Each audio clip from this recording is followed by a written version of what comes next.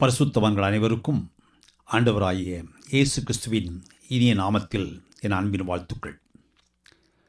வரலாற்றின் பக்கங்களை புரட்டி பார்த்தால் சில மனிதர்கள் காலத்தின் ஓட்டத்தையே மாற்றியிருப்பார்கள். இது ஒரு சாதாரண சுத்தியல், சில ஆணிகள், ஒரு தேவாலய கதவு, இவைகளை கொண்டு உலகத்தையே உலுக்கிய ஒரு மனிதனின் சுருக்கமான வரலாறு.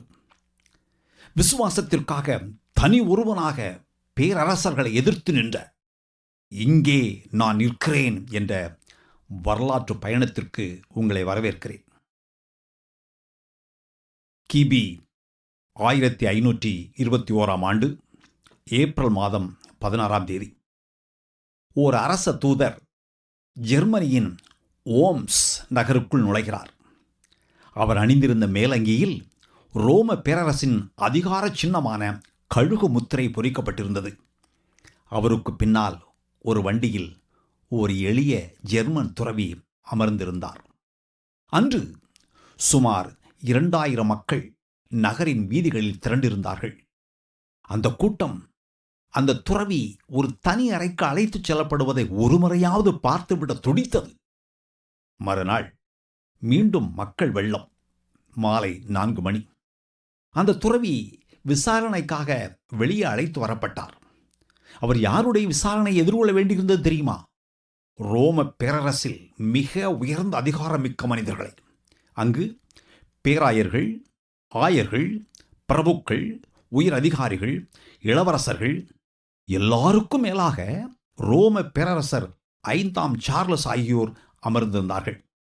அவர்கள் அனைவரும் மிளிர்கின்ற, மின்னுகிற, ஆடம்பரமான, அலங்காரமான ஆடைகளை அணிந்திருந்தார்கள். ஒய்யாரமாக அமர்ந்திருந்தார்கள். அவர்களுக்கு முன் மிக மிக சாதாரணமான ஒரு பழுப்பு நிற அங்கி அணிந்த ஒரு மனிதர் தனியாக நின்றார். அவருக்கு முன் ஒரு மேஜை. அந்த மேஜையின் மேல் 25 புத்தகங்கள் அடுக்கி வைக்கப்பட்டிருந்தன. இதுதான் அந்த மனிதருக்கு வழங்கப்பட்ட இறுதி வாய்ப்பு. இதுதான் அவர் தன் கருத்துக்களை திரும்பப் பெற அவருக்கு கொடுக்கப்பட்ட கடைசி வாய்ப்பு. அவரை நோக்கி கேள்வி கணைகள் பாய்ந்தன. இந்த புத்தகங்கள் அனைத்தும் உன்னுடையவையா? ஆம், இவை அனைத்தும் என்னுடையவே. இது அவருடைய அமைதியான பதில். மீண்டும் கேள்வி பாய்ந்தது. இவைகளில் எழுதியிருப்பதை நீ இன்னும் ஆதரிக்கிறாயா, அல்லது இவைகளில் எதையாவது மறுத்து திரும்ப பெற்றுக் கொள்கிறாயா? அந்த துறவி சிறிது நேரம் அமைதியாக நின்றார். அவருக்குள் மெல்லிய பயம் படர்ந்தது. முன்வரிசையில் இருந்தவர்கள் அவர் முகத்தில் துளி துளியாக வியர்வை அரும்பியதை பார்க்க முடிந்தது. தயவு செய்து நான் சிந்திப்பதற்கு எனக்கு சிறிது நேரம் கொடுங்கள் என்று அவர் கேட்டார். அரங்கத்தில் சலசலப்பு எழுந்தது. அவருக்கு 24 மணி நேரம் அவகாசம் வழங்கப்பட்டது. அவர் தன் அறைக்கு திரும்பினார். அந்த இரவு அவர் நிச்சயமாக தூங்கவில்லை. அந்த இரவு முழுவதும் அவர் ஜெபித்தார். அது தேவனை நோக்கி எழுந்த ஒரு கதறல், ஓர் ஆழமான விண்ணப்பம். அவர் மனம் போராடியது. நான் தவறாக நடந்து கொண்டேனா? நான் அளவுக்கு அதிகமாக சென்று விட்டேனா? இது அளவுக்கு மீறிய துணிச்சலா என்ற மனக்குமுறல். அவர், தேவனே, ஓ தேவனே, என் தேவனாகிய நீர் இந்த உலகத்தின் ஞானத்துக்கு எதிராக எனக்கு உதவி செய்வீராக. இந்த காரியத்தை நீர்தாமே செய்தருளும். வல்லமையால் அதை நிறைவேற்றும். இந்த யுத்தம் என்னுடையது அல்ல, உம்முடையது. இங்கே இவர்களோடு போராட எனக்கு எந்த தகுதியும் இல்லை, வல்லமையும் இல்லை. இந்த உலகத்தின் அதிகாரங்களுக்கு எதிராக நிற்க எனக்குள் பலம் இல்லை என்று ஜெபித்தார். மறுநாள் மாலை 6 மணி அவர் மீண்டும் விசாரணைக்கு அழைத்து வரப்பட்டார். பேராயர் அவர் மேல் குற்றம் சாட்டினார்.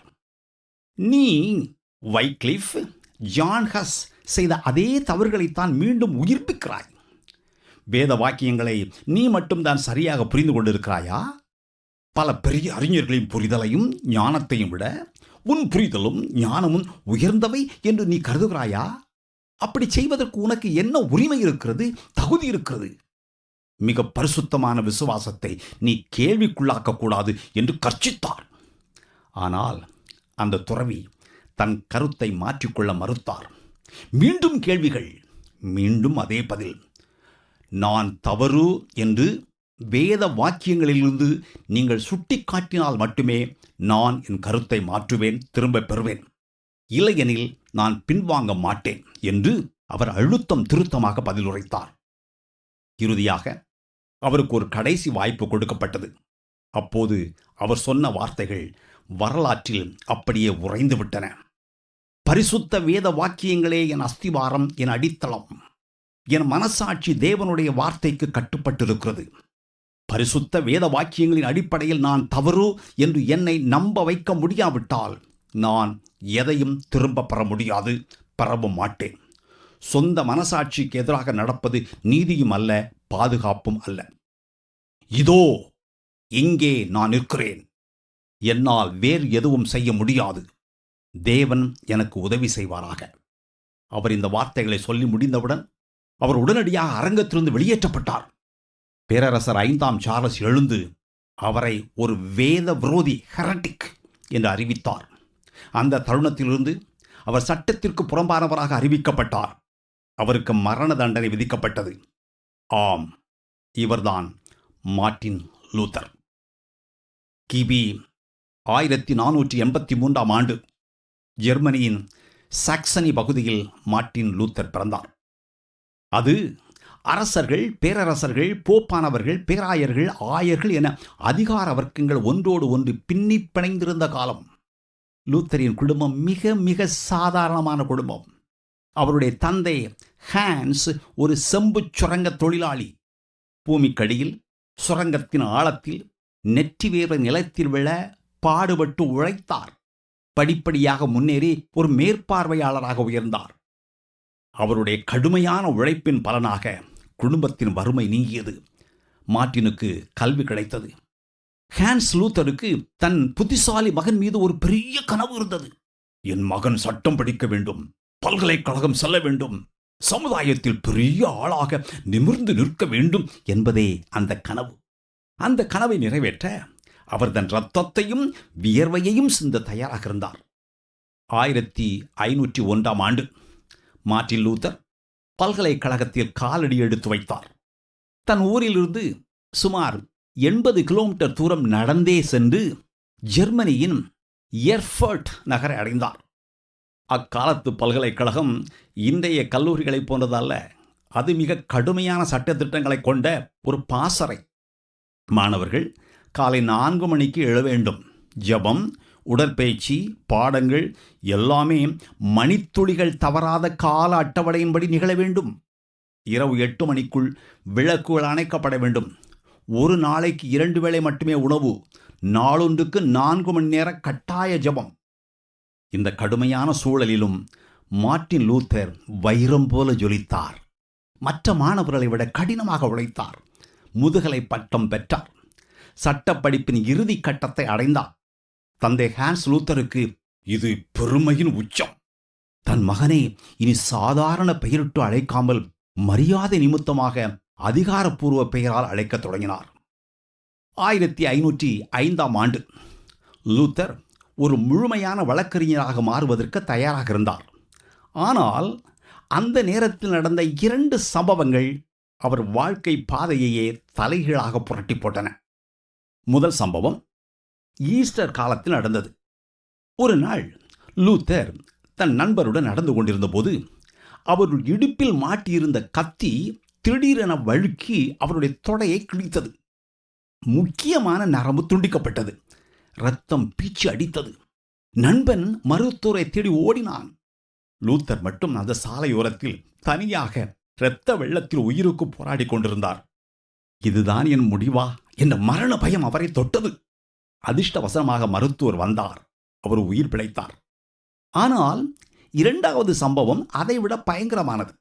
ஒரு நாள் அவர் தனியாக நடந்து கொண்டிருந்த போது வானம் இருண்டது. கார்மேகம் சூழ்ந்தது. பயங்கரமான இடி, மின்னல். திடீரென்று ஒரு மின்னல் அவருக்கு மிக அருகில் வெடித்தது.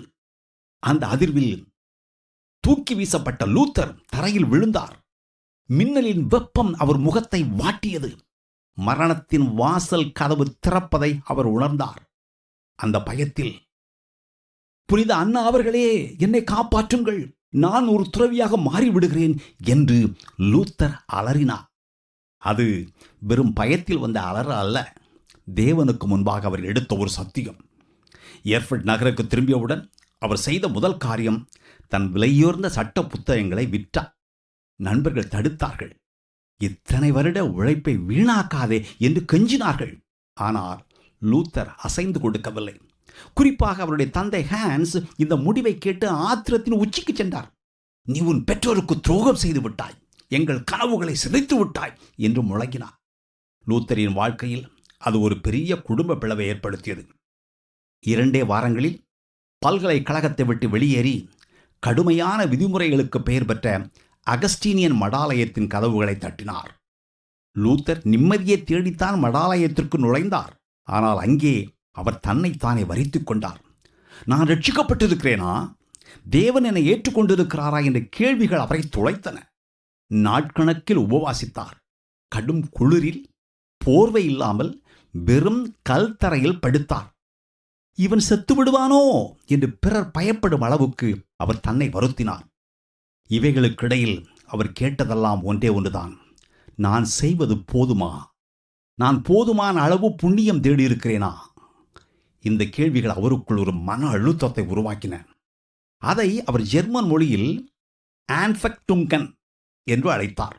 அதாவது தாங்க முடியாத ஆத்தும போராட்டம். இந்த போராட்டம் அவருடைய வாழ்நாள் முழுவதும் அவரை துரத்தி கொண்டே இருந்தது. மார்ட்டின் லூத்தரின் வாழ்க்கையில் அவருடைய உள்ளார்ந்த போராட்டங்களை மேலும் தீவிரப்படுத்திய ஒரு முக்கியமான நிகழ்வு அவருடைய ரோம பயணம். அப்போது ஜோஹன் வான் ஸ்டவ்பிட்ஸ் என்பவர் அகஸ்டீனியன் மடாலயத்தின் தலைவராக இருந்தார். அவர் லூத்தரின் ஆழ்ந்த தீவிரத்தையும் அவருக்குள் இருந்த தாங்க முடியாத மன அழுத்தத்தையும் கவனித்தார். லூத்தர் உண்மையை உத்தமமாக வேலை செய்தார். ஆனால் அளவுக்கு மீறி தன்னை வரித்துக் கொண்டார். இந்த இளம் துறவிக்கு சிறிது மனமாற்றம், கொஞ்சம் வெளி உலக அனுபவம் தேவை என்ற ஒரு முடிவுக்கு ஸ்டவ்பிட்ஸ் வந்தார். எனவே மடாலயத்தின் ஒரு பணிக்காக என்று சொல்லி அவர் லூத்தரை ரோமுக்கு அனுப்பி வைத்தார். இந்த பயணம் லூத்தரின் மனநோய்க்கு ஒரு மருந்தாக அமையும் என்று அவர் நம்பினார். ஆனால் இந்த பயணம் அத்தனை எளிதானதல்ல. ரோமுக்கு செல்ல லூத்தர் சுமார் 1360 கிலோமீட்டர் தூரம் நடந்தே செல்ல வேண்டியிருந்தது. பனிபடர்ந்த ஆப்ஸ் மலைகளை கடந்து கடும் குளிரில் ஆபத்தான பாதைகளின் வழியாக அவர் கடந்து சென்றார். அப்போது லூத்தருக்கு வயது வெறும் 27. இருப்பினும் அவருக்குள் ஒரு பெரும் உற்சாகம். நான் ரோமை பார்க்க போகிறேன். அது அவருக்கு புனித நகரம், திருச்சபையின் இருதயம் ரோம், போப்பானவரின் இருப்பிடம், இயேசுவின் சீடர்கள் நடந்த மண். ரோமில் காலடி வைத்தார். ரோமில் காலடி வைத்தபோது, ஓ புனித ரோமாபுரியே, உன்னை வணங்குகிறேன் என்று லூத்தர் தரையில் விழுந்து உள்ளார்ந்த மகிழ்ச்சியுடன் கைகூப்பினார். ஆனால் அந்த மகிழ்ச்சி நீண்ட நேரம் நீடிக்கவில்லை. ரோமில் அவர் பிரம்மாண்டமான கட்டிடங்களை பார்த்தார். புனித பேதுரு ஆலயம் அப்போதுதான் கட்டப்பட்டு கொண்டிருந்தது. ஆனால் அதைவிட அதிகமாக அவர் பார்த்தது ஊழலும் அழுக்காரும் ஆன்மீக சீர்கேடும் தான். அவர் கண்ட காட்சிகள் அவருடைய ஆவியை உலுக்கின. அங்குள்ள குருக்கள் திருப்பலியை மாஸ் அவ்வளவு வேகமாக சொன்னார்கள். லத்தீன் மொழியில் ஒரு வார்த்தை கூட புரியாத அளவுக்கு வேகம். ஏன் தெரியுமா அவ்வளவு வேகம்? அதிகமான மக்களுக்கு அதிகமான பூஜை செய்தால் அதிகமான பணம் கிடைக்கும் அல்லவா? அதற்காக அவ்வளவு வேகமாக திருப்பலியை நிறைவேற்றினார்கள். சிலர் பெண்களோடு தகாத தொடர்பு இருந்தார்கள். இன்னும் சிலர் பலிபீடத்தில் இருக்கும் அப்பத்தையும் ரசத்தையும் கேலி செய்தார்கள். யாருக்கு தெரியும், யாருக்கு புரிய போகிறது என்று சிரித்தபடியே அவர்கள் கடந்து சென்றார்கள். இவைகளையெல்லாம் பார்த்தபோது லூத்தரின் உள்ளம் சுக்குநூறாக உடைந்தது. ஏனெனில் லூத்தர் முதல் முறை திருப்பலி நடத்திய போது தேவனுடைய பரிசுத்தத்தை நினைத்து நடுக்கம் அடைந்தார். ஆனால் இங்கோ தேவனை பற்றி பேசுபவர்கள் அவரை இவ்வளவு அலட்சியப்படுத்துவதைக் கண்டு திகைத்தார். அது மட்டுமல்ல, ரோமில் காட்சிக்கு வைக்கப்பட்டிருந்த புனித பண்டங்கள் ரெலிக்ஸ் அவரையே அதிர்ச்சிக்குள்ளாக்கின. இயேசுவின் தலையில் இருந்ததாக சொல்லப்படும் முள், தோமாவின் விரல், கேப்ரியேல் தூதரின் சிறகிலிருந்து விழுந்ததாக கூறப்படும் ஒரு வெள்ளை இறகு, இவைகளெல்லாம் பார்ப்பதற்கு மக்கள் பணம் செலுத்திக் கொண்டிருந்தார்கள்.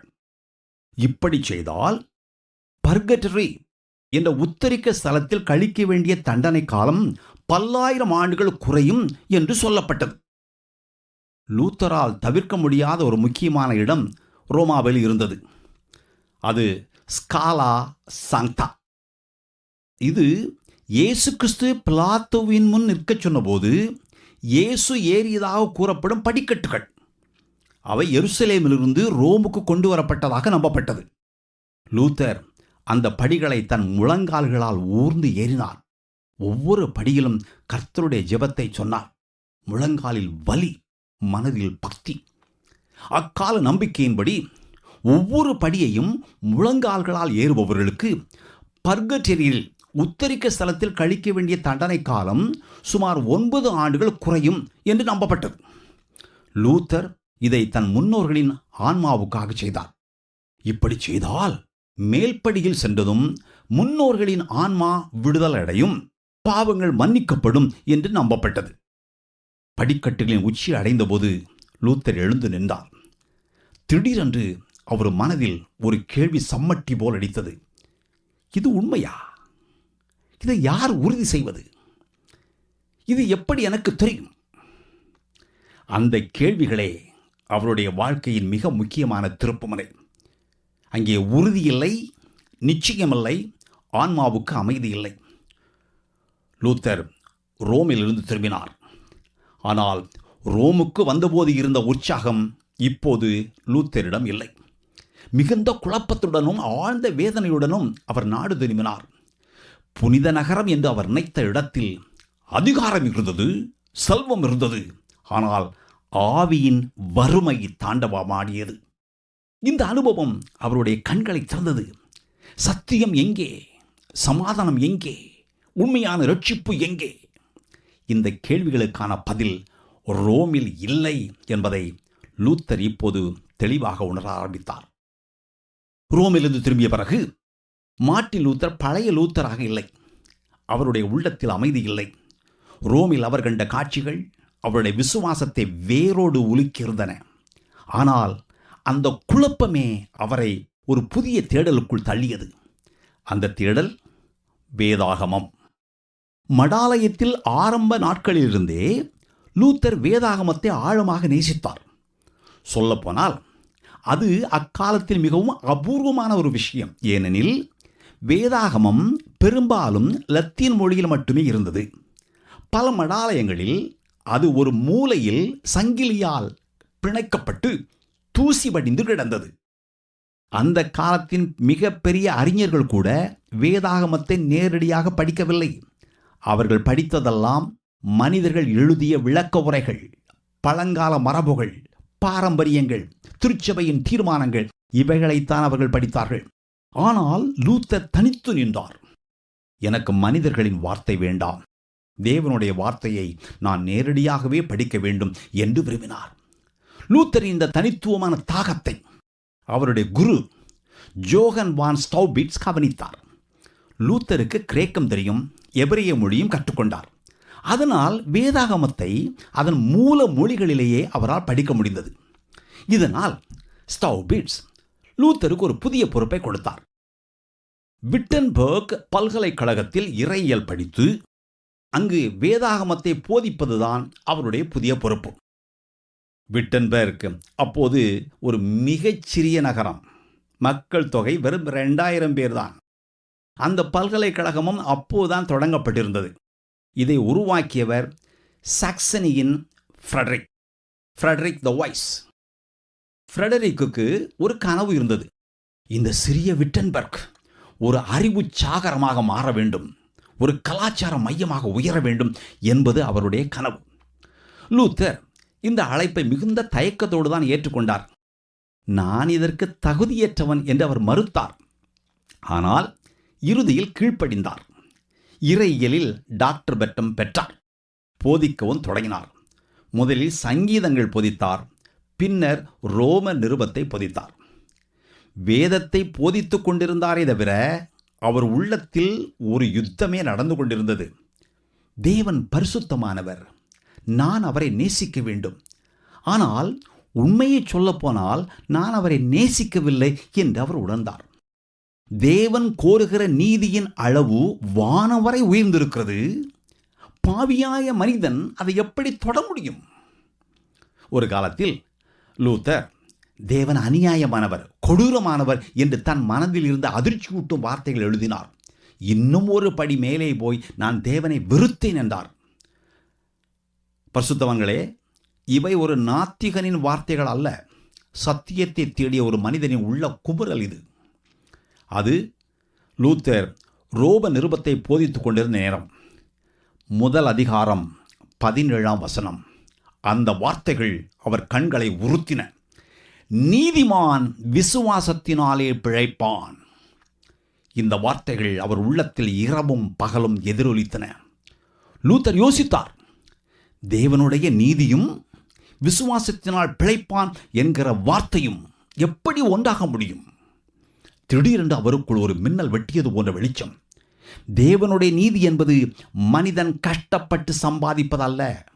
அது தேவன் தம் கிருபையால் இயேசுவின் மேல் வைக்கும் விசுவாசத்தின் மூலம் மனிதனுக்கு இலவசமாக வழங்கும் பரிசு. இதுதான் பதில். இதுதான் ரட்சிப்பின் உறுதி. லூத்தர் இப்போது தெளிவாக அறிந்து கொண்டார். ரட்சிப்பு மனித முயற்சியால் வருவதல்ல, அது முழுவதும் தேவனுடைய கிருபையால் வருவது. வேதாகமமே அதிகாரம், வேதாகமமே அளவுகோல் என்று அவர் புரிந்து கொண்டார். இந்த வெளிச்சம் கிடைத்தபோது இந்த ஆழமான சத்தியத்தை அவர் கண்டடைந்த இடம் விட்டன்பர்க் மடாலயத்தில் இருந்த ஒரு சிறிய மரத்தளங்கள் கொண்ட கோபுர அறை என்று வரலாறு சொல்கிறது. அந்த சிறிய அறையில்தான் மார்ட்டின் லூத்தர் புதிய விசுவாசத்தின் அடித்தளத்தை கண்டார். மார்ட்டின் லூத்தர் என்ற அந்த மனிதர் இனி ஒருபோதும் பழைய மனிதராக இருக்கப் போவதில்லை. ரோம நிருபத்தில் பெற்ற அந்த வெளிச்சத்திற்கு பிறகு மார்ட்டின் லூத்தரால் முன்பு போல அமைதியாக இருக்க முடியவில்லை. அவர் இப்போது தெளிவாக அறிந்திருந்தார். ரட்சிப்பு என்பது மனிதனின் செயலால் வருவதல்ல, அது விசுவாசத்தினால் தேவனுடைய கிருபையினால் மட்டுமே கிடைப்பது. ஆனால் அந்த நேரத்தில் திருச்சபையில் நடந்து கொண்டிருந்ததோ இதற்கு முற்றிலும் நேர்மாறானது. விட்டன்பர்க் நகரத்திற்கு அருகிலுள்ள பகுதிகளில் ரோமில் இருந்து அனுப்பப்பட்ட ஒரு டொமினிக்கன் துறவி சுற்றி வந்து கொண்டிருந்தார். அவர் பெயர் ஜோஹன் டெட்சல். அவருக்கு ரோமிலிருந்து கொடுக்கப்பட்ட பணி ஒன்றே ஒன்றுதான், பாவ மன்னிப்பு சீட்டுக்களை விற்க வேண்டும், இன்டெலிஜென்சஸ். இன்றைய காலத்தில் இது விசித்திரமாக தோன்றலாம். ஆனால் அன்றைய மக்களின் நம்பிக்கையை நாம் புரிந்து கொள்ள வேண்டும். இந்த பாவ மன்னிப்பு சீட்டுகள் 2 விதமாக விற்கப்பட்டன. ஒன்று மரித்தவர்களுக்காக. மக்கள் பர்கட்டரி என்ற உத்தரிக்க ஸ்தலத்தை நினைத்து பயந்தார்கள். தங்கள் அன்பானவர்கள் அங்கே வேதனைப்படுவதை தவிர்க்க பணத்தை கொடுத்து இந்த பாவ மன்னிப்பு சீட்டை அவர்கள் வாங்கினார்கள். இரண்டாவது, உயிரோடு இருப்பவர்களுக்காக. இது மிக முக்கியம். இதுதான் வியாபாரத்தின் உச்சம். மக்கள் தாங்கள் செய்த பாவங்களுக்கும், ஏன் இனிமேல் செய்ய பாவங்களுக்கும் கூட முன்பே மன்னிப்பை விலைக்கு வாங்கலாம் என்று நம்ப வைக்கப்பட்டார்கள். குறிப்பாக புத்தாண்டு நெருங்கும் சமயங்களில் இந்த கூட்டம் அலைபோதும். மக்கள் என்ன நினைத்தார்கள் தெரியுமா? இந்த புத்தாண்டை நாம் ஒரு புதிய மனிதனாக தொடங்க வேண்டும், பழைய பாவங்கள் எல்லாவற்றையும் துடைத் தெரிய வேண்டும். எனவே புத்தாண்டு பரிசுகள் வாங்குவதை விட இந்த பாவ மன்னிப்பு சீட்டை வாங்குவதே ஆன்மாவுக்கு சிறந்த பாதுகாப்பு என்று அவர்கள் நம்பினார்கள். சுருக்கமாக சொன்னால் இது பரலோகத்துக்கு செல்ல வாங்கும் ஒரு முன்பதிவு டிக்கெட், அட்வான்ஸ் புக்கிங் டிக்கெட் போல விற்கப்பட்டது. இதற்கு பின்னணி என்ன தெரியுமா? ரோமில் கட்டப்பட்டு கொண்டிருந்த புனித பேதுரு பேராலயம்தான் இதனுடைய பின்னணி. புனித பேதுருவின் பேராலயம் ரோமில் அப்போது கட்டப்பட்டு கொண்டிருந்தது. அதை கட்டி முடிக்க பெரும் செல்வம் தேவைப்பட்டது. அதற்காக இந்த பாவ மன்னிப்பு சீட்டுக்களை இனிமேல் நீங்கள் மரித்தவர்களுக்காகவும் வாங்கலாம் என்று ரோமிலிருந்து போப்பானவரிடமிருந்து ஒரு புதிய அறிவிப்பு வந்தது. ஜோஹன் டெட்சல் ஒரு மிகச்சிறந்த விற்பனையாளர். அவர் சந்தைகளிலும் மக்கள் கூடும் இடங்களில் நின்று கொண்டு உரத்த குரலில் பெட்டியில் விழும் நாணயத்தின் சத்தம் கேட்ட அடுத்த நொடி பர்கட்டரியில் உத்தரிக்க ஸ்தலத்தில் இருக்கும் ஆத்மா துள்ளி குதித்து பரலோகம் ஏறும் என்று கூறினார், கூவினார். அவர் மக்களை உணர்ச்சியால் கட்டிப்பட்டார். இதோ கேளுங்கள், உங்கள் தந்தையின் குரல் கேட்கவில்லையா? உங்களை பெற்ற தாயின் அழுகுரல் கேட்கவில்லையா? கருணை காட்டுங்கள். நீங்கள் கொடுக்கும் சிறிய காணிக்கை அவர்களை உத்தரிக்கும் ஸ்தலத்தில் உள்ள வேதனையிலிருந்து விடுதலை செய்யும்.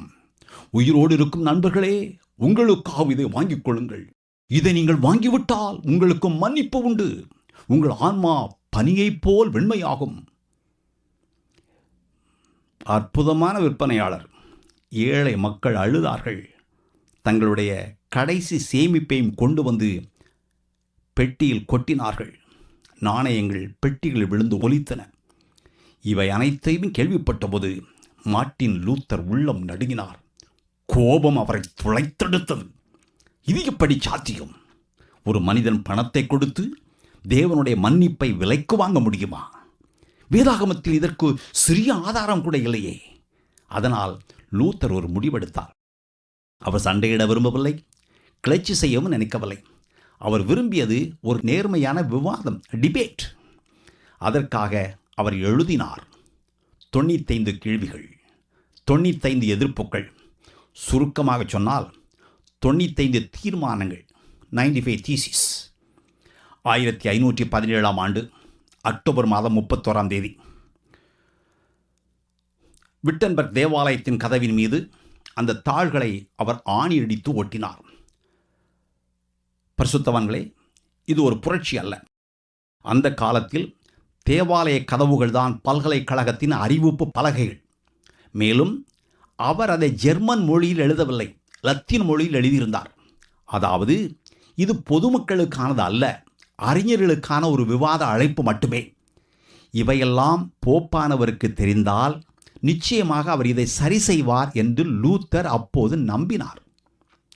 அந்த 95 தீர்மானங்களில் முதல் தீர்மானம் இதுதான்: எங்கள் ஆண்டவர் இயேசு கிறிஸ்து மனந்திரும்புங்கள் என்று சொன்னபோது விசுவாசிகளின் முழு வாழ்க்கையுமே மனந்திரும்புதலாக இருக்க வேண்டும் என்று விரும்பினார். லூத்தரின் கேள்வி இதுதான்: பாவ மன்னிப்புக்கும் பணத்திற்கும் என்ன சம்பந்தம்? ஆனால் லூத்தருக்கு தெரியாமல் ஒரு விஷயம் நடந்து கொண்டிருந்தது.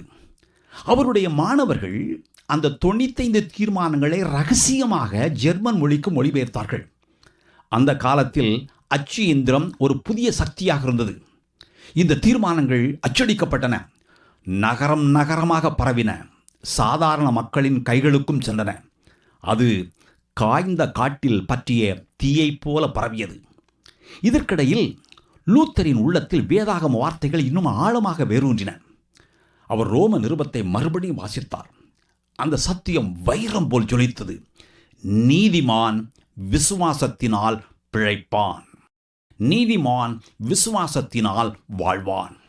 அந்த தருணத்தில் இது மனித உழைப்பு அல்ல, இது முழுவதும் தேவனுடைய செயல் என்று லூத்தர் உணர்ந்தார். இப்போது அவர் நின்ற அடித்தளம் வேதாகமம் மட்டுமே. 95 தீர்மானங்கள் ஒரு மனிதனின் செயல் போல தோன்றினாலும் உண்மையில் அவை தேவனுடைய திட்டத்தின் ஒரு சிறு தீப்பொறி. உலகையே மாற்றப்போகும் சீர்திருத்தம் அங்கேதான் தொடங்கியது. அந்த 95 தீர்மானங்கள் ரோமின் வாசலை தட்டிய போது அங்கிருந்து வரவேற்பு கிடைக்கவில்லை, மாறாக கடும் எதிர்ப்பு கிளம்பியது. ஆரம்பத்தில் அப்போதைய போப் 10ஆம் லியோ இதை பெரிதாக எடுத்துக்கொள்ளவில்லை. அவர் சிரித்தபடியே ஏளனமாக, கிண்டலாக, நக்கலாக, ஓ, இது ஒரு ஜெர்மன் துறவியின் உளறல், போதையில் எழுதியிருப்பான், மயக்கம் தெளிந்தவுடன் அவனை மனமாறி விடுவான் என்று கிண்டல் அடித்ததாக ஒரு செய்தி உண்டு. ஆனால் நாட்கள் கடந்தன, மாதங்கள் கழிந்தன. லூத்தர் பின்வாங்கவில்லை. அவர் எழுத்துக்கள் நிற்கவில்லை, அவர் பேச்சு ஓயவில்லை. இது சாதாரண விவாதம் அல்ல, இது ஒரு பெரும் ஆபத்து என்று அப்போதுதான் ரோமுக்கு உரைத்தது. எனவே 1518ஆம் ஆண்டு லூத்தரை ரோமின் பிரதிநிதி ஒருவருக்கு முன் ஆஜராகுமாறு அழைத்தார்கள். அவருடைய பெயர் கர்தினால் கஜேதான், கேர்டினல் கஜேதான். இடம் ஜெர்மனியின் ஆக்ஸ்பர்ட் நகரம். தனக்கு கொடுக்கப்பட்ட பணி மிக எளிதானது என்று அந்த கர்தினால் நினைத்தார்.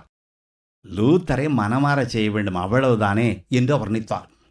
என்னுடைய அதிகாரத்தை காட்டினால் போதும், சில கடினமான வார்த்தைகளை சொன்னால் போதும், லூத்தர் பயந்து போய் ரவோக்கோ, அதாவது திரும்ப பெறுகிறேன் என்று சொல்லிவிடுவான் என்று அவர் மார்தட்டினார். ஆனால் கர்தினால் கஜேதான் லூத்தரை தவறாக கணித்திருந்தார். கர்தினால் கஜேதான் வாதாடினார். போப் இந்த இன்டெலிஜென்சஸ் பாவ மன்னிப்பு சீட்டு முறையை அங்கீகரித்திருக்கிறார். அதனால் இவை சரியானவை. இதை நீ கேள்வி கேட்பது போப்பானவரின் அதிகாரத்தையே கேள்வி கேட்பதற்கு சமம் என்று அதிகார தோரணையில் முழங்கினார். லூத்தர் அமைதியாக ஆனால் உறுதியாக பதிலளித்தார். திருச்சபையின் அதிகாரம் வேதாகமத்திலிருந்து வர வேண்டும், மனிதர்களின் அறிவிப்புகளிலிருந்து அல்ல. லூத்தரின் பதில் தெளிவாக இருந்தது. விவாதம் சூடுபிடித்தது.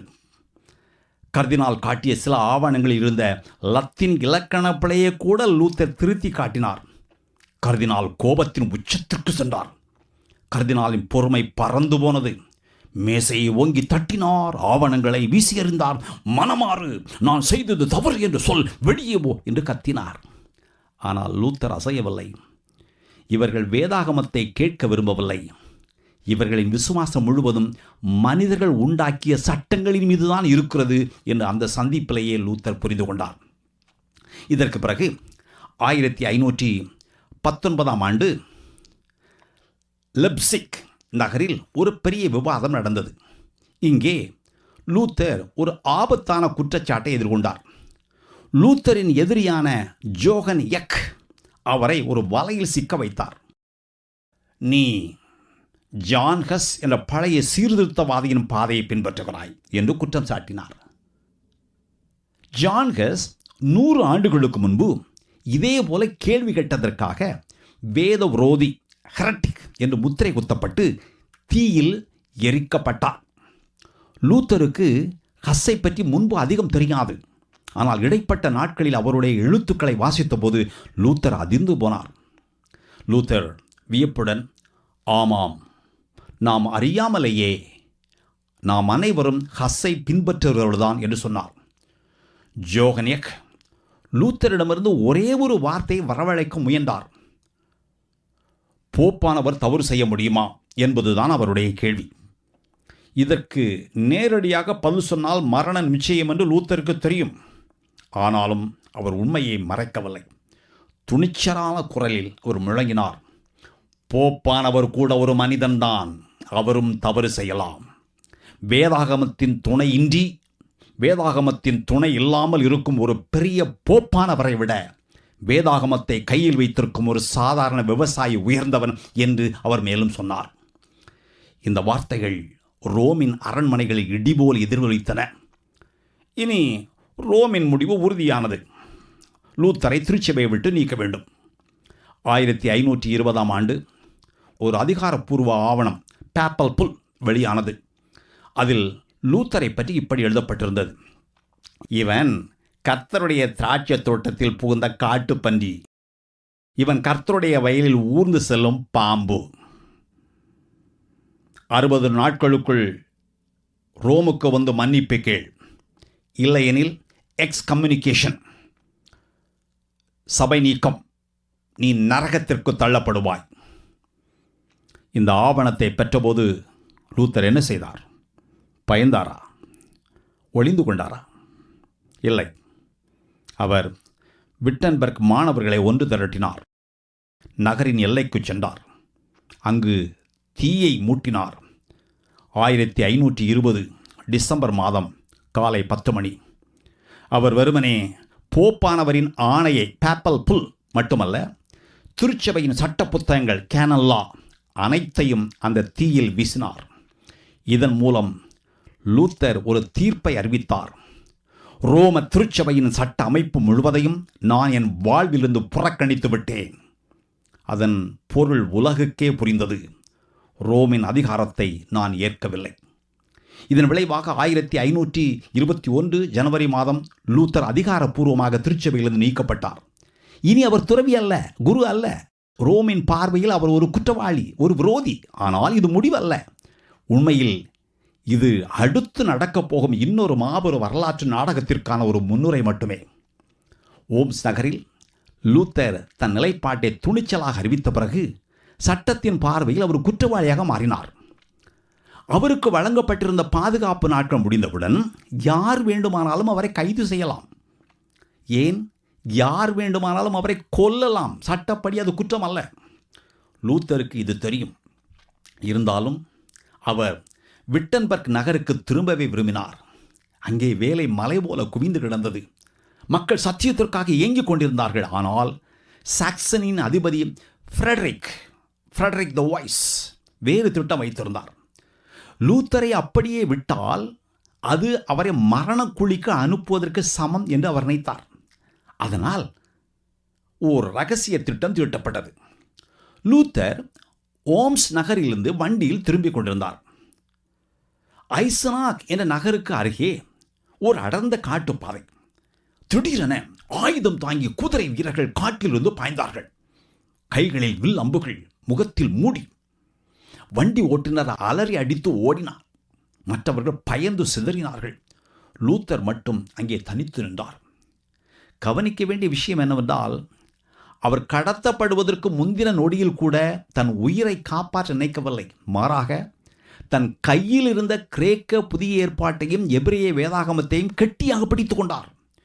வீரர்கள் அவரை குதிரையின் மேல் தூக்கி போட்டார்கள். மின்னல் வேகத்தில் மறைந்தார்கள். சிறிது நேரம் கழித்து தான் உண்மை தெரிய வந்தது. அவர்கள் எதிரிகள் அல்ல, நண்பர்கள். லூத்தரை பாதுகாக்க ஃப்ரெடரிக் நடத்திய ஒரு போலி ஆட்கடத்தல் நாடகம் அது. லூத்தரின் துறவி உடைகள் களையப்பட்டன. அவருக்கு ஒரு போர் வீரரின் உடை அணிவிக்கப்பட்டது. அவருக்கு ஒரு புதிய பெயரும் கொடுக்கப்பட்டது, வீரர் ஜார்ஜ், ஜங்கர் ஜார்ஜ், இளைய ஜார்ஜ். நீண்ட பாதைகளுக்கு பிறகு அவர்கள் ஒரு பழைய கோட்டை அடைந்தார்கள். அதுதான் வாட்பர்க் கேசல், வாட்பர்க் கோட்டை. இங்குதான் லூத்தர் உலகின் பார்வையிலிருந்து முழுமையாக மறைக்கப்பட்டார். ஊருக்குள் வதந்திகள் பரவின. லூத்தர் கொல்லப்பட்டாரா? லூத்தர் கொல்லப்பட்டார். இல்லை இல்லை, அவர் காணாமல் போய்விட்டார். ஃப்ரெடரிக் விரும்பியதும் அதைத்தான். வாட்பர்க் கோட்டையில் லூத்தர் ஒரு சிறிய அறையில் தங்க வைக்கப்பட்டார். அவர் கைதி அல்ல. ஆனால் அந்த தனிமை ஒரு சிறைச்சாலையை விட கொடுமையாக இருந்தது. ஜன்னல் வழியாக ஜெர்மனியின் அடர்ந்த காடுகளை பார்த்தபடி அவர் மணிக்கணக்கில் சிந்தித்தார். நான் மட்டும்தான் ஞானியா? எனக்கு முன் வாழ்ந்த தலைமுறைகள் எல்லாம் முட்டாள்களா? எல்லோரும் தவறா? லூத்தர் உள்ளார்ந்த போராட்டங்களில் மூழ்கினார். அவர் வாழ்க்கை முழுவதும் அவரை துரத்திய ஆன்ஃபெக்டுங்கன் என்னும் ஆவிக்குரிய மனத்தளர்ச்சி மீண்டும் அவரை சூழ்ந்தது. தூக்கமில்லை. சில நேரங்களில் பல நாட்கள் தொடர்ந்து விழித்திருப்பார். தன் நண்பர் மெலாங்க்தோனுக்கு எழுதிய கடிதத்தில், இந்த அமைதியான தனிமையில் சாத்தானுடன் எனக்கு 1000 போர்கள் நடக்கின்றன என்று சொன்னார். மிக பிரபலமான ஒரு செவிவெளி செய்தி என்னவென்றால், ஒரு நாள் இரவு சாத்தான் திடீரென அவர் அறைக்குள் தோன்றியபோது லூத்தர் ஆத்திரமடைந்து தன் மேஜையில் இருந்த பேனா மையை கொண்டு அவர் முகத்தில் வீசினாராம். தன் நண்பருக்கு எழுதிய ஒரு கடிதத்தில், இங்கே இப்படி சும்மா இருப்பதை விட எரியும் நிலக்கரியில் விழுந்து எரிவதே மேல் என்று எழுதினார். விட்டன்பர்க்கிலோ லூத்தர் இல்லாததால் குழப்பம், தலைமை இல்லாமல் தடுமாற்றம். ஆனால் வாட்பர்க் கோட்டையில் லூத்தர் சும்மா உட்கார்ந்து விடவில்லை. அவர் எழுதினார், எழுதி கொண்டே இருந்தார். புத்தகங்கள், துண்டு பிரசுரங்கள். நான் என் பேனா மையை கொண்டு அந்த சாத்தானை முகத்தில் வீசுகிறேன் என்று அவர் கோபத்தோடு சொன்னார். ஆனால் அவருடைய மிகப்பெரிய பணி இன்னும் வரவிருந்தது. அது வேதாகமத்தை ஜெர்மன் மொழியில் மொழிபெயர்ப்பது. அதுவரை லத்தீன் மொழி பாதிரியார்களுக்கு மட்டுமே சொந்தம். தேவன் பேசும் வார்த்தை ஒரு ஏழை விவசாயியின் சமையலறைக்கும் செல்ல வேண்டும், தெருவில் விளையாடும் பிள்ளையின் நாவிலும் ஒலிக்க வேண்டும் என்று லூத்தர் முழங்கினார். அவர் கிரேக்க மூல நூலை வைத்துக்கொண்டு புதிய ஏற்பாட்டை மொழிபெயர்க்க தொடங்கினார். பரிசுத்தவான்களே, ஒரு அதிர்ச்சி தரும் உண்மை என்ன தெரியுமா? வெறும் 11 வாரங்களில் அவர் புதிய ஏற்பாடு முழுவதையும் மொழிபெயர்த்து முடித்தார். 1522ஆம் ஆண்டு அது வெளியிடப்பட்டது. ஷேக்ஸ்பியர் ஆங்கில மொழிக்கு செய்ததை லூத்தர் ஜெர்மன் மொழிக்கு செய்தார். ஓராண்டு கழிந்தது. லூத்தர் ஆளே மாறியிருந்தார். தாடி வளர்ந்தது. துறவி போல் இல்லை, ஒரு போர் வீரன் போல் இருந்தார். அங்கே நடந்த ஒரு சிறிய சம்பவம் அவர் மனதை உலுக்கியது. ஒரு முறை அவர் வேட்டையாடச் சென்றபோது ஒரு குட்டி முயலை வேட்டை நாய்களிடமிருந்து காப்பாற்றி தன் ஆடைக்குள் மறைத்து வைத்தார். ஆனால் அந்த நாய்கள் மோப்பம் பிடித்து அவர் ஆடையை பிடித்து இழுத்து அந்த முயலை கடித்து குதறின. அவர் அதிர்ந்து போனார். பாவம் அப்பாவிகளை இப்படித்தான் வேட்டையாடுகிறது என்று உணர்ந்தார். இறுதியாக 1522ஆம் ஆண்டு லூத்தர் ஒரு முடிவுக்கு வந்தார். இனி மறைந்து வாழ்ந்தது போதும், விட்டன்பர்க்கில் செய்ய வேண்டிய வேலைகள் அதிகம். அவர் பயத்தை தூக்கி எறிந்தார். தேவனுடைய வார்த்தை அவரை மீண்டும் புது அரங்கிற்கு அழைத்தது. அவர் கோட்டையை விட்டு வெளியேறினார். 1522ஆம் ஆண்டு லூத்தர் மீண்டும் விட்டன்பர்க் நகருக்கு திரும்பினார். ஆனால் அங்கே அவர் கண்ட காட்சி அவருக்கு மகிழ்ச்சியை தரவில்லை. நிலைமை அவ்வளவு குழப்பமாக இருந்தது. லூத்தர் இல்லாத காலத்தில் பல திருச்சபையின் அதிகாரத்தை கேள்வி கேட்பதோடு நிறுத்திக் கொள்ளவில்லை, அதை ஒரு வன்முறை புரட்சியாக மாற்றியிருந்தார்கள். சிலர் சிலைகளை உடைத்தார்கள், சிலர் ஆலயங்களின் கலைப்பணிகளை அழித்தார்கள். தாமஸ் முன்ஸ்டர் போன்றவர்கள் ஆயுதம் எடுங்கள் என்று மக்களை தூண்டிவிட்டார்கள். இதன் விளைவு இரத்தம், வலி, அழிவு. இதை பார்த்த லூத்தர் உள்ளம் கொதித்தார்.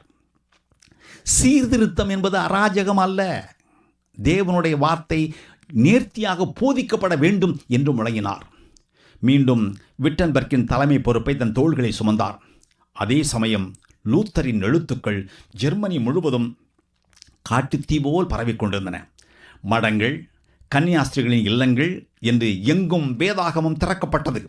பல துறவிகள் எங்கள் வாழ்க்கை வேதாகமத்தின் அடிப்படையில் இல்லையே என்று உணர்ந்து மடங்களை விட்டு வெளியேறினார்கள். 1523ஆம் ஆண்டு ஒரு மடத்திலிருந்து 12 கன்னியாஸ்திரிகள் தப்பிக்க திட்டமிட்டார்கள். அவருக்கு ஒரு வணிகர் உதவினார். வரலாற்றில் சொல்லப்படும் ஒரு சுவாரஸ்யமான கதை என்னவென்றால், அந்த பெண்கள் ஹெர்ரிங் கருவாடு ஏற்றிச் செல்லும் பீப்பாய்களுக்குள் ஒளிந்து கொண்டு தப்பித்தார்களாம். அவர்கள் விட்டன்பர்க் வந்து சேர்ந்தார்கள். அவர்களில் 3 பேர் தங்கள் குடும்பங்களிடம் திரும்பினார்கள். ஆனால் மற்றவர்கள் யாருமில்லாதவர்கள், ஆதரவற்றவர்கள். லூத்தர் இவர்களுக்கு பொறுப்பேற்றார். அவர்களுக்கு திருமணங்களை ஏற்பாடு செய்து வைத்தார். கடைசியில் ஒரே ஒரு பெண் மட்டுமே மீதம் இருந்தார். அவர் பெயர் கேத்ரினா வான் போரா. வயது 26. அந்த காலத்தில் அது முதுமை என்று கருதப்பட்டது. ஆனால் கேத்ரினா தெளிவாக இருந்தார். நான் திருமணம் செய்தால் டாக்டர் லூத்தரை தான் செய்வேன் என்று நின்றார். லூத்தர் ஆரம்பத்தில் தயங்கினார். நான் ஒரு மரண தண்டனை கைதி, எந்த நேரத்திலும் கொல்லப்படலாம், எனக்கு ஏன் திருமணம் என்று நினைத்தார். ஆனால் தேவனுக்கு வேறு திட்டம் இருந்தது. 1525ஆம் ஆண்டு மார்ட்டின் லூத்தர் கேத்ரினாவை திருமணம் செய்தார். அவர் அவளை அன்போடு கேட்டி என்று அழைத்தார். அவருடைய இல்லற வாழ்க்கை அழகானது. கேட்டி ஒரு சாதாரண பெண் அல்ல, துணிச்சலானவள், புத்திசாலி. லூத்தரின் கடுமையான நாவையும் கோபத்தையும் அடக்க வல்லமை அவருக்கு மட்டுமே இருந்தது. அவர்கள் வசித்த இடம் பிளாக் கிளாய்ஸ்டர் என்ற பழைய பாழடைந்த மடம். கேட்டி வருவதற்கு முன் லூத்தர் அங்கு ஒரு வருடம் தனிமையில் வாழ்ந்தார். அவருடைய படுக்கை வைக்கோல் குவியல், பல மாதங்களாக துவைக்காத ஒரு போர்வை, ஒரே நாற்றம். ஆனால் கேட்டி வந்ததும் அந்த நரகம் ஒரு வீடாக மாறியது. அவள் விவசாயம் செய்தார், மீன்குளங்களை பராமரித்தார், வீட்டில் மாணவர்களுக்கு அறைகளை வாடகைகளுக்கு விட்டு வருமானம் ஈட்டினார். அவர்களுக்கு 6 பிள்ளைகள் பிறந்தார்கள். லூத்தர் தன் மனைவியை வேடிக்கையான பல பெயர்களில் அழைத்தார். ஒரு கடிதத்தில், என் அன்பு மனைவி திருமதி டாக்டர் லூத்தர் அவர்களே, பன்றிச்சந்தையின் அதிபதியே, எங்கள் பண்ணையின் அரசியே என்று எழுதுகிறார்.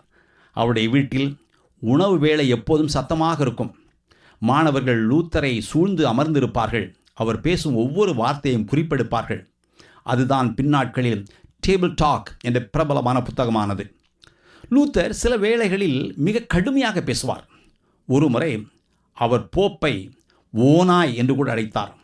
அதற்கு காரணம் கேட்டபோது, ஒரு சிறிய கிளையை வெட்ட கத்தி போதும், ஆனால் கடினமான ஓக் மரத்தை வெட்ட கோடரிதான் வேண்டும் என்று அவர் சொன்னார். ஆனால் இந்த கோடரி போன்ற மனிதருக்குள்ளும் ஒரு தகப்பனின் இருதயம் இருந்தது. அவருடைய வாழ்க்கையில் பெரும் துயரம் தாக்கியது. அவருடைய செல்ல மகள் மக்தலீனா 14 வயதில் கடுமையான காய்ச்சலில் விழுந்தாள்.